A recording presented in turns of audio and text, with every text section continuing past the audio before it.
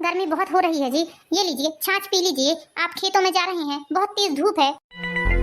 अरे ये सुदेश मेरे पास फोन क्यों कर रहा है? आज तक तो इसने मेरे पास फोन नहीं किया। आज इसे ऐसी क्या आन पड़ी जो ये मुझे फोन कर रहा है? सुदेश? कौन सुदेश जी? किस सुदेश की बात कर रही हैं आप? शारदा, सुदेश मेरे बड़े मामा जी का बेटा है। बड़े मामा जी ने मुझे नंबर दिया था सुदेश का, लेकिन बात नहीं हुई मेरी आज तक। आज पता नहीं क्यों उसने फोन किया है। अरे तो फोन उठाकर देखिए ना, हो सकता है किसी जरूरी काम से ही सुदेश भैया ने फोन लगाया होगा। हाँ, तुम सही बोल रही हो शारदा, मैं फोन उठाता हूँ उसका। प्रणाम भैया, कैसे हैं आप? और भाभी माँ कैसी हैं? अरे सुदेश, हम दोनों बहुत अच्छे हैं। तू सुना, कितने सालों बाद तूने मुझे फोन किया है। तेरा नंबर जरूर लिया था मैंने मामा जी से, लेकिन तुझसे किसी प्रकार का कोई संपर्क नहीं हो पाया मेरा। इसलिए आज बस इसी आश्चर्य से पूछ रहा हूँ कि तूने कैसे फोन लगा लिया मुझे। भैया मैं बहुत खुश हूँ। कल मैं रायपुर गया था। अच्छा, रायपुर गया था तो राकेश के घर तो गया ही होगा तू। कैसे है राकेश? बहू कैसी है? और मेरे दोनों नातन नाती कैसे हैं? भैया राकेश और बहू एकदम खुश हैं। दोनों बच्चे भी बढ़िया हैं। दोनों बच्चे स्कूल गए हुए थे। भैया मैं तो बहुत खुश हुआ। भैया कितना बड़ा मकान बना लिया है हमारी राकेश ने। बहुत खुशी हुई मुझे देखकर। मकान बना लिया? मकान बना लिया है? हाँ भैया, क्या आपको पता नहीं है कि वहां पर राकेश ने बहुत बड़ा मकान बना लिया है। उसने अपनी खुद की जगह खरीदी है। भैया कम से कम 60-70 लाख का मकान है। जगह खरीदने से लेकर बनते तक 60-70 लाख रुपए लग ही गए होंगे मुझे लगता है। क्या आलीशान मकान बनाया है भैया। क्या आप गए हैं देखने के लिए? नहीं सुदेश, अभी तक तो नहीं जा पाया हूँ। बुला रहा है राकेश, जाना है हम लोगों को भी, लेकिन क्या करो, यहाँ अकेले अकेले खेती किसानी देखनी पड़ती है। हाँ भैया, सही बोल रहे हैं आप। लेकिन भैया मैं तो कहता हूँ, यदि आप खेती बाड़ी से फ्री हो जाओ तो एक बार वहाँ जरूर जाना। देखना क्या आलीशान महल बनाया है आपके बेटे ने। मुझे तो देखकर बहुत खुशी हुई। इतने बड़े शहर में अपना अपना खुद का इतना बड़ा मकान बनना बहुत बड़ी बात है। हाँ सुदेश, तुम सही बोल रहे हो। ठीक है सुदेश, मैं खेत जा रहा था। ठीक है, फोन रखता हूँ मैं। हाँ ठीक है भैया। क्या हुआ जी? आप सुदेश भैया की बात सुनकर इतना आश्चर्यचकित क्यों हो गए? कोई बात है क्या? बताइए मुझे, किस घर के बारे में बात कर रहे थे आप? और वो राकेश के घर गए थे तो क्या देखा उन्होंने? शारदा, तुम सुनोगी तो तुम्हें भी बहुत आश्चर्य होगा। हम इतने सालों से अपने बेटे के लिए क्या कुछ नहीं कर रहे हैं, कितना कुछ नहीं सोचा, और हमारे बेटे ने वहां शहर में अपनी खुद की जगह जमीन लेकर एक इतना बड़ा मकान बनाया है। ये बात हमें दूसरे लोगों से पता चल रही है, लेकिन हमारे खुद के बेटे ने हमें इतनी बड़ी बात नहीं बताई। उसने जमीन भी ले लिया और अपना मकान भी बना लिया, लेकिन हमें कोई खबर तक नहीं है। अरे ना बुलाता तो ना सही, कम से कम हमें एक बार बताता तो कि मकान बनाया है हमने, या जमीन ली है कि मकान बना रहा हूँ। शारदा, हम तो इतने सालों से यही सोच रहे हैं कि हमारा बेटा अपने बहू और बच्चों के साथ एक किराए के मकान में रह रहा है। हमें क्या मालूम कि हमारा बेटा वहाँ अपनी गृहस्थी बसा रहा है। यहाँ हम उसके सपने संजोने के लिए क्या कुछ नहीं कर रहे हैं। पता नहीं जी, मुझे तो विश्वास नहीं हो रहा है। इतनी बड़ी बात हमारा बेटा और हमारी बहू हमसे कैसे छुपा सकती हैं? मुझे तो यही समझ में नहीं आ रहा है। होगा नहीं, उसने हमसे ये बात छुपाई है शारदा। दोनों ने हमसे ये बात छुपाई है। अरे हमें ना बुलाते तो ना सही, कम से कम एक फोन करके बता तो देते। हम उनसे कौन सा उनका पैसा छीन रहे थे। अरे हम 50 सालों से इस कच्चे मकान में रह रहे हैं।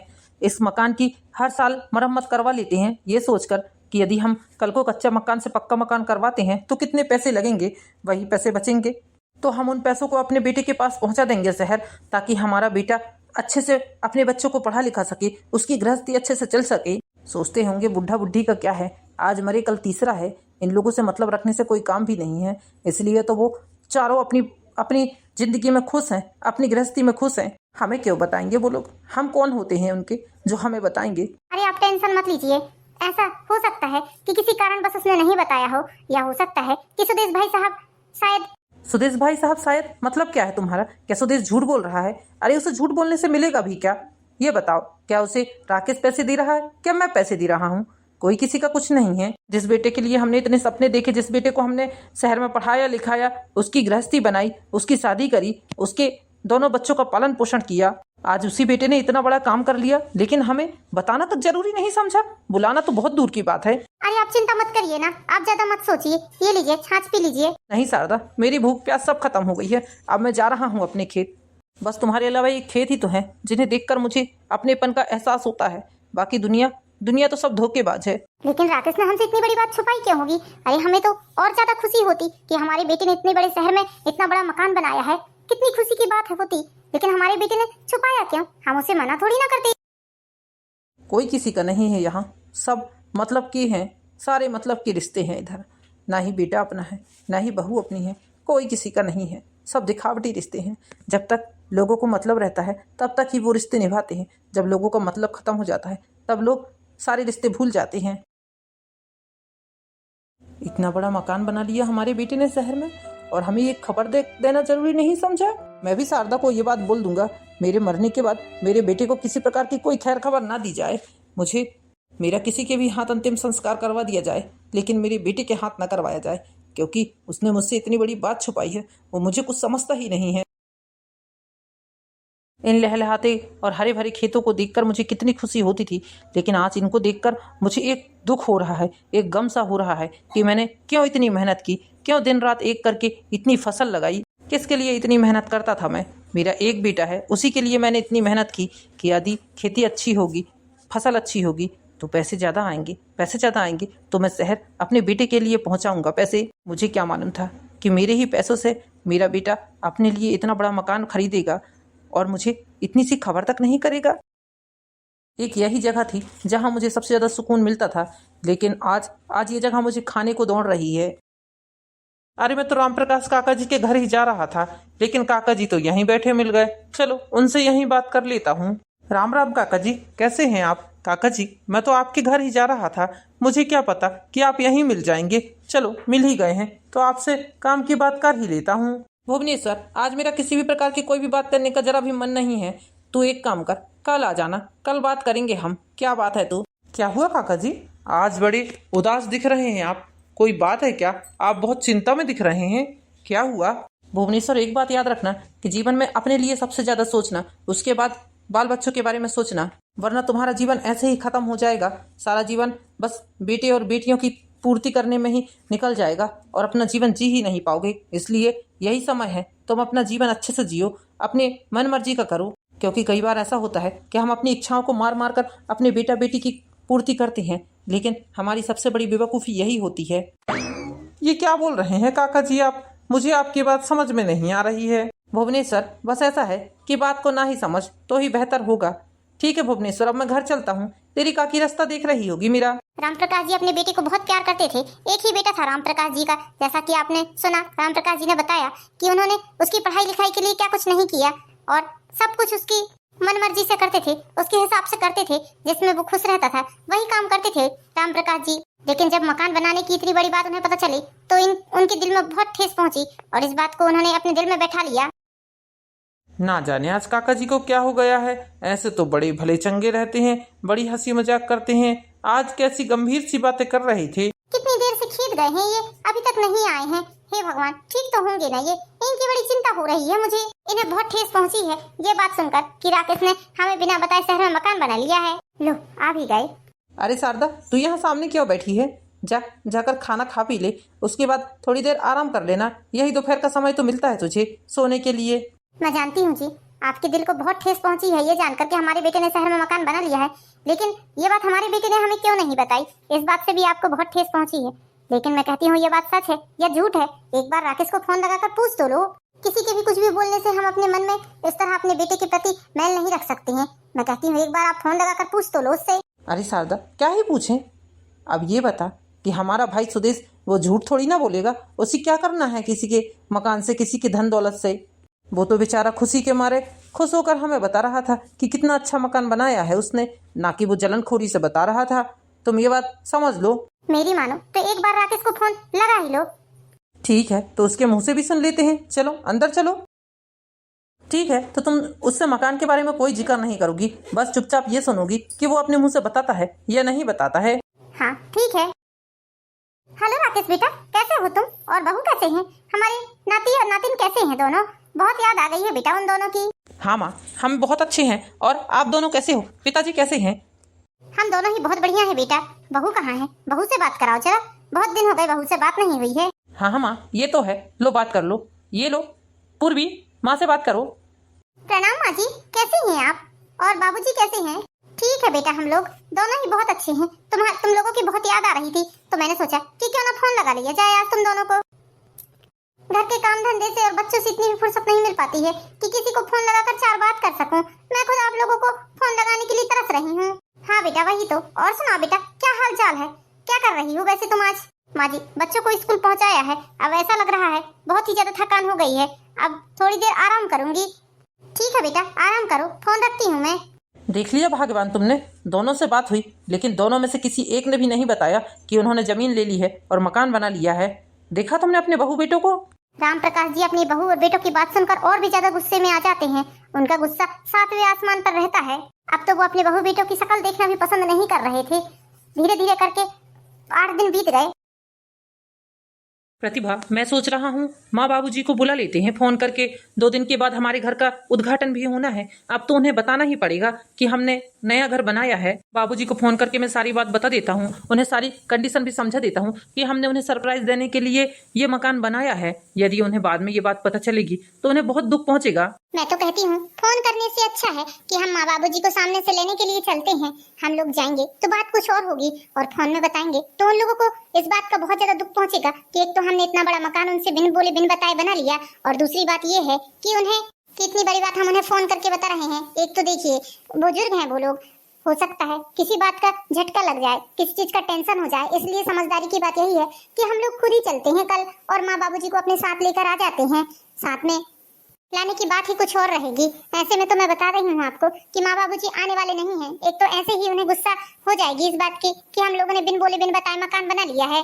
प्रतिभा, ये बात तो तुम भी जानती हो कि मेरे मन में किसी प्रकार का कोई खोट नहीं था। मैंने ये सब माँ बाबूजी की खुशी के लिए किया है, इसलिए मैंने उन्हें नहीं बताया। उन्हें सरप्राइज देना चाहता था क्योंकि मेरे बाबूजी का कई सालों से यही अरमान है कि शहर में एक मकान हो। बस मैंने उनका ही सपना पूरा करने के लिए ये मकान बनाया है। तुम तो जानती हो कि कितनी मेहनत, कितनी मुश्किल से ये मकान बना है, कितनी शिद्दत से मैंने काम किया है। वो सब ठीक है, मैं आपकी बात समझ रही हूँ, मैं आपकी बात की अवहेलना नहीं कर रही हूँ। बस मैं आपसे यही बोलना चाहती हूँ कि ये बात हम फोन में न बताकर उन्हें सामने से बताएंगे तो ज्यादा अच्छा होगा।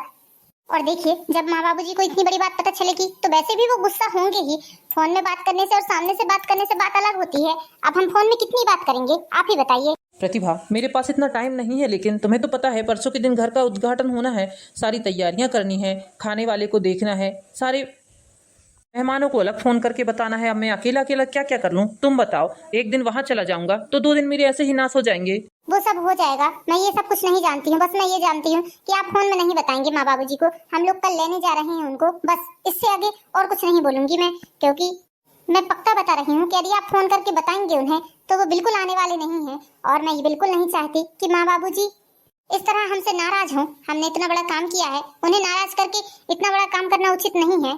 ठीक है, यदि तुम बोल रही हो तो कल हम चलते हैं। अब एक काम करते हैं, आज ही मैं सारे मेहमानों को फोन करके रात तक बता देता हूँ। जितने टाइम भी काम होता है सब कुछ बता देता हूँ और कल फोन में सब कुछ कर लूंगा। उसके बाद में जो भी काम बचेगा परसों के दिन वहां से लौटने के बाद सारा काम कर लेंगे हम। हाँ हाँ ठीक है, आजकल तो फोन में सारे काम हो जाते हैं वैसे भी। मम्मी पापा, हम लोग कहाँ जा रहे हैं? कहाँ जा रहे हैं हम लोग? क्या हम कल स्कूल नहीं जाएंगे? हाँ मम्मी, हम लोग कहाँ जा रहे हैं? बताइए ना हमें, कहाँ जा रहे हैं हम लोग? चीकू, कल हम दादाजी और दादी जी को लेने जा रहे हैं। 2 दिन के बाद हमारे नए वाले घर का उद्घाटन है ना, इसलिए हम उन्हें लेने के लिए जा रहे हैं। ये हम दादा दादी के पास जा रहे हैं, हम दादा दादी के पास जा रहे हैं। मम्मा, तो क्या दादा दादी हमेशा हमेशा हमारे साथ ही रहेंगे? हाँ मम्मा, क्या दादा दादी हमेशा हमारे साथ ही रहेंगे? बोलो ना मम्मा, बोलो ना पापा, क्या दादा दादी हमेशा हमारे साथ ही रहेंगे? हाँ बेटा, दादा दादी हमेशा हमारे साथ ही रहेंगे। अब हम उन्हें गाँव वापस नहीं जाने देंगे। क्या पता बच्चों, मुझे नहीं लगता है कि माँ और बाबूजी गांव छोड़ें, क्योंकि उस गांव में उनके इतने साल गुजर गए हैं। अब बुढ़ापे में क्या गांव छोड़ेंगे? मुझे तो नहीं होता है यकीन कि वो गांव छोड़ें। नहीं पापा, इस बार दादा दादी को हम अपने साथ हमेशा हमेशा के लिए लेकर आएंगे। पहले तो देखिए हम लोग किराए के मकान में रहते थे तो इतनी जगह नहीं होती थी ना हमारे घर में कि दादा दादी रह सके, लेकिन अब तो हमारा खुद का इतना बड़ा मकान बन गया है ना। हाँ हाँ जी, जिया बिल्कुल सही बोल रही है। हम माँ बाबूजी को अब अपने से दूर नहीं होने देंगे, उन्हें अपने साथ ही रखेंगे। प्रतिभा, तुम्हें तो पता है हमारे कितने सारे खेत हैं। यदि बाबूजी खेतीबाड़ी पर ध्यान नहीं देंगे तो नौकरों के भरोसे छोड़ेंगे तो कितना क्या होगा, तुम बताओ। दूसरे लोगों के भरोसे कितनी खेती किसानी हो जाएगी। अब ऐसा है कि अपना काम अपना ही होता है, जिम्मेदारी से काम करते हैं बाबूजी। अरे तो हमेशा क्या खेती किसानी ही करते रहेंगे? क्या हमेशा मेहनत ही करते रहेंगे? इतनी उम्र हो गई है, अब तो उनके बैठकर खाने की उम्र है ना।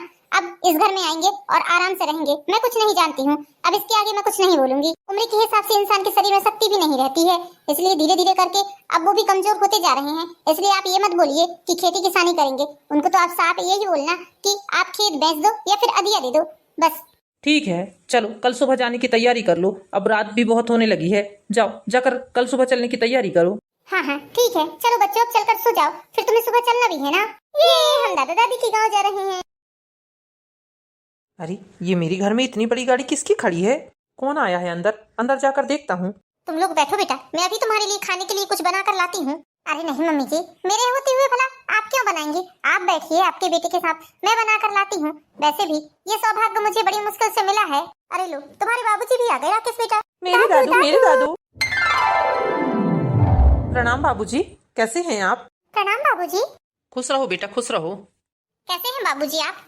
दोनों कितनी मतलबी हैं, मैं सब जानता हूँ। यहाँ आए होंगे किसी मतलब से, पैसे कम पड़ गए होंगे ना अपने मकान के लिए, इसलिए आए होंगे। अब पता तो है कि फसल कट चुकी है, अनाज बिक गया है, इसलिए आए होंगे। मुझे तो इन दोनों की शक्ल देख देख कर भी गुस्सा आ रहा है। मुझे रहना ही नहीं है इन लोगों के सामने। चलो बच्चों, मैं तुम लोगों को खेत तरफ से घुमा कर लाता हूँ। ये चलो दादू चलो। ओके दादू ओके। बाबूजी, बाबूजी, माँ, बाबूजी को क्या हुआ? हमसे नाराज हैं क्या बाबूजी?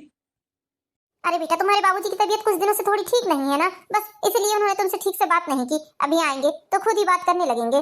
चलो बेटा जाओ, जल्दी से नाश्ता बना कर ले आओ। ठीक है माँ जी, मैं आप लोगों के लिए जल्दी से नाश्ता बना कर लाती हूँ। और सुनो राकेश बेटा, कैसा चल रहा है तेरा काम धंधा? मैंने तो सोचा था कि तू हमारे पास गर्मी की छुट्टियों में आएगा, लेकिन तू गर्मी की छुट्टियों में भी नहीं आया। इस बार बहुत बेकार लगा बेटा, ना ही तुम लोग ढंग से बात करते हो, ना ही फोन करते हो। अरे माँ बस कुछ मत पूछो, ओवर टाइम तो मैंने ड्यूटी की है। अब ड्यूटी के बाद भी थोड़ा सा समय बचता था तो थोड़ी देर बच्चों में व्यस्त रहता था, उसके बाद में सो जाता था, फिर सुबह उठकर फिर ड्यूटी जाना है। बहुत व्यस्तता चल रही थी अभी, बस इसलिए आप लोगों से ज़्यादा बात नहीं हो पाती थी मेरी। मैं जानता था कि आप लोगों को मेरी याद जरूर आती होगी, लेकिन क्या करूँ माँ, मैं भी बहुत परेशान था इस बार। अब आपको तो पता है शहर में स्कूल की फीस कितनी महंगी है, महंगे महंगे स्कूल है, ऊपर से वैन की फीस अलग इतनी ज़्यादा लगती है, स्कूल बस की फीस भी बहुत ज़्यादा है, इसलिए मैं खुद बच्चों को छोड़ने जाता था। अब आप ही बताइए माँ, इतनी व्यस्तता में अब आप लोगों से कहाँ बात कर लूँ? रात को 10 बजे के बाद जब मैं फ्री होता था तो आप लोगों के सोने का टाइम हो जाता था, उस टाइम पे मैं फ़ोन लगाता तो आप लोगों की नींद खराब होती। बस माँ, इसी के चलते मैंने आप लोगों को फ़ोन नहीं लगाया माँ, इसलिए थोड़ा सा समय निकाल कर मैं आप लोगों से मिलने चला आया हूँ। अब माँ, मैं सोच रहा हूँ कि आप लोग भी हमारे साथ रहते तो अच्छा होता। माँ, अब आप लोगों ने बहुत रह लिया गाँव में और बहुत मेहनत कर ली, अब हमारे साथ चलिए शहर, हमारे साथ रहना शहर में। अरे बेटा, कहाँ हम लोग शहर में जाकर रहेंगे? तुझे तो पता है तेरे बाबूजी को खेती बाड़ी करना कितना पसंद है। ये सारे खेत उन्हीं के बदौलत चल रहे हैं। यदि तेरे बाबूजी इतनी मेहनत ना करते तो शायद शायद आज हमारी इतनी फसल ना होती। तेरे बाबूजी दिन रात एक करते हैं खेती करने के कारण। तुझे तो पता है वो अपने खेतों को अपनी जान समझते हैं। अपने खेतों को छोड़कर तेरे बाबूजी कहाँ जाने वाले हैं भला? माँ, मैं सिर्फ एक दिन की छुट्टी लेकर आया हूँ यहाँ, आप प्लीज़ चलिए। और मैं यहाँ घूमने नहीं, आप लोगों को लेने ही आया हूँ। प्लीज़ आप अपनी तैयारी करिए, आप चलिए, अपना सामान लेकर आइए। लेकिन बेटा। माँ, लेकिन वेकिन कुछ नहीं। क्या अपने बेटे के घर में जाने की इच्छा नहीं होती आपकी? क्या आपको ऐसा नहीं लगता कि अपनी बेटे बहू के पास में थोड़े दिन रहे, अपनी नाती पोती के साथ अपने खेलें? हमें भी तो लगता है ना कि हमारे माँ बाबूजी हमारे साथ रहे थोड़े दिन के लिए। आप लोग हमारे साथ चलने को तैयार ही नहीं होते हो।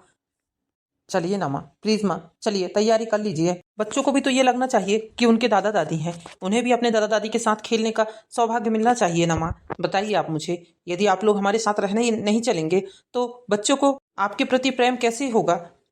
वैसे ही शहर का वातावरण तो ऐसा है कि कोई किसी से मतलब नहीं रखता है। बच्चे बड़े हो जाएंगे तो फिर ऐसे ही मतलब नहीं रखेंगे, फिर आप लोग बोलोगे कि तेरे बच्चे हम लोगों को पूछते भी नहीं हैं, जैसे आज मुझे बोल रहे हो। कोई कहीं नहीं जा रहा है बेटा, तुम लोग आए हो तो बढ़िया खाओ पियो, थोड़ी देर घूमो फिरो और उसके बाद चले जाओ। वैसे भी तुम कौन सा 2-4 दिनों के लिए रुकने आए हो?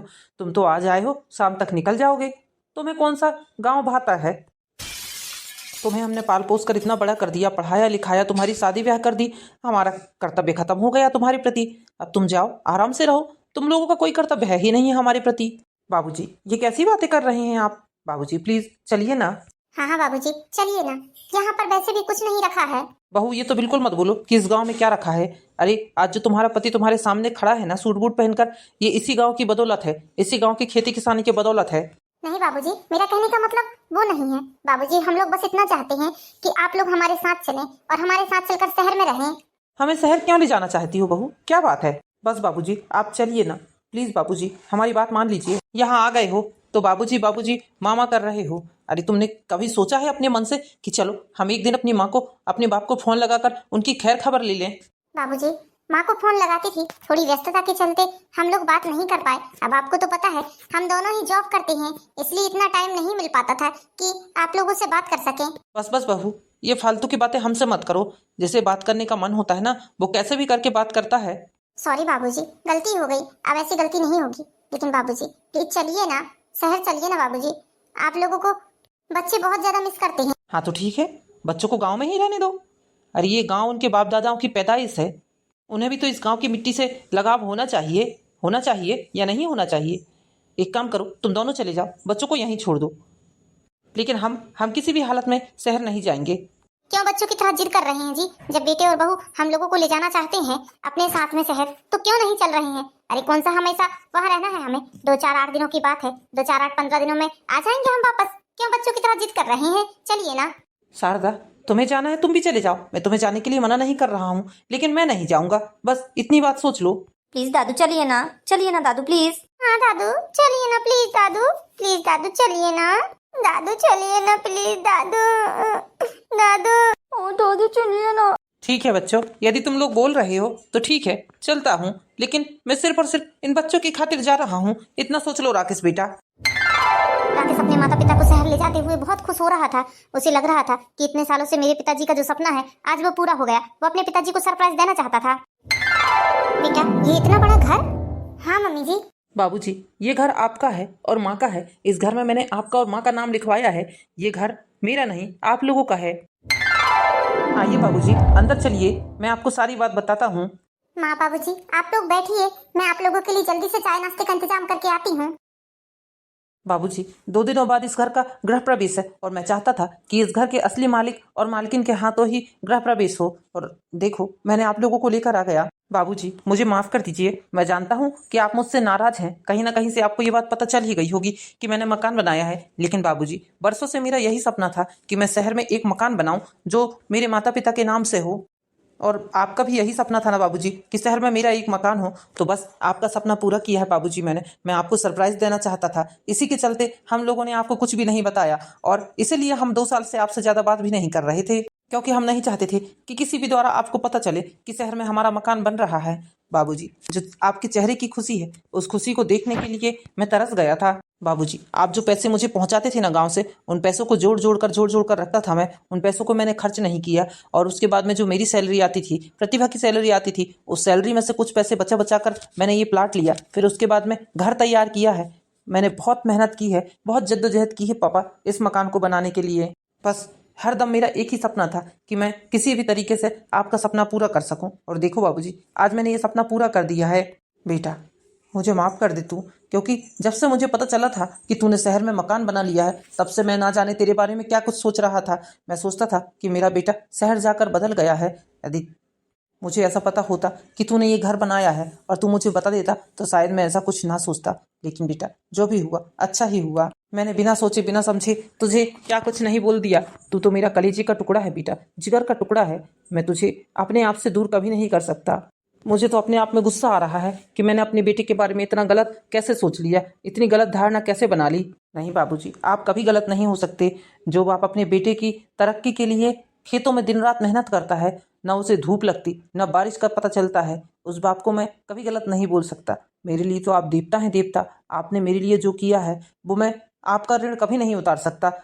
जितना आपने मेरे लिए मेहनत की है, शायद मैं अपने बच्चों के लिए उतनी ना कर पाऊँ, लेकिन कोशिश जरूर करूंगा पिताजी कि मैं आपकी तरह बन पाऊँ। बाबूजी, परसों के दिन इस घर का गृह प्रवेश है, तो आप लोगों को गृह प्रवेश की पूजा में बैठना है। और उसके बाद में मैं चाहता हूँ कि आप लोग हमेशा हमेशा के लिए यहीं हमारे साथ रहें। वहाँ की खेती बाड़ी रहने दीजिए, अधिया में दे दीजिए, अधिया वाले चलाते रहेंगे, या फिर बेचना है तो बेच दीजिए, कोई दिक्कत की बात नहीं है। लेकिन अब इस उम्र में आपको हमारी और हमें आपकी ज़रूरत है, इसलिए हम चाहते हैं कि आप हमारे साथ ही रहें। हाँ बाबूजी, अब हम आपको कहीं नहीं जाने देंगे। अब आपको यहीं रहना है हमारे साथ, बच्चों के साथ। हम लोगों को आपकी बहुत जरूरत है।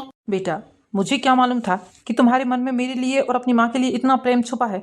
बेटा मैंने तो तुम लोगों के बारे में ना जाने क्या कुछ सोच लिया था। बेटा मैं धन्य हूँ मैं, जो तुम जैसे बेटे मुझे मिले हो। भगवान करे कि हर जन्म में मुझे तू ही बेटा बनकर मिले। मैं धन्य हो गया हूँ बेटा।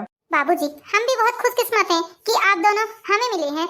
हम तो यही चाहते हैं कि जीवन भर आपका आशीर्वाद हम लोगों के ऊपर बना रहे। बस इसी कामना से हम आपको यहाँ लेकर आए हैं। बाबूजी अब हम चाहते हैं कि आप यहीं रहें हमेशा हमेशा के लिए।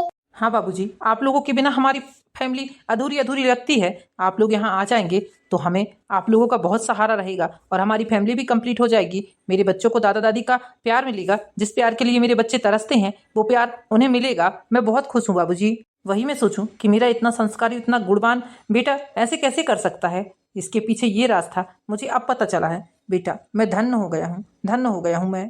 तो दोस्तों, कैसी लगी आपको स्टोरी? यदि कहानी पसंद आई हो तो वीडियो को लाइक कीजिए, चैनल को सब्सक्राइब कीजिए। मिलते हैं नेक्स्ट वीडियो में दोस्तों, जब तक के लिए बाय बाय।